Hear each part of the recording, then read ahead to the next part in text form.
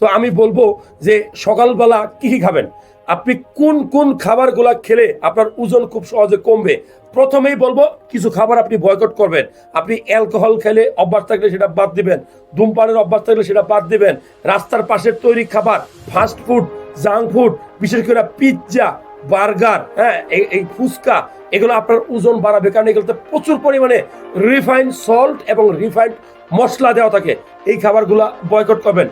Rice অর্থাৎ ধান এবং গম থেকে তৈরি হয় এরকম যে কোনো খাবার, সেটা ভাত, বিরিয়ানি, কাচ্চি, কেক, বিস্কিট, সিঙ্গারা, যাই হোক না কেন, এগুলোর পরিমাণ কম খাইতে হবে। মাটির নিচের আলু কম খাবেন। খাবেনটা কি তাহলে? আমি বলবো ডেইলি 2টা থেকে 6টা পর্যন্ত ডিম খাবেন। আপনি কলা খাবেন বেশি করে, আপনি সবুজ শাকসবজি খাবেন বেশি করে, আপনি পেয়ারা খাবেন বেশি করে, বিটরুট খাবেন। বিটরুট ম্যাজিকের মতো আপনার ওজন কমাবে। আপনি বেশি করে বাদাম খাবেন, এটা আপনার ব্রেন খুলবে, ব্রেন।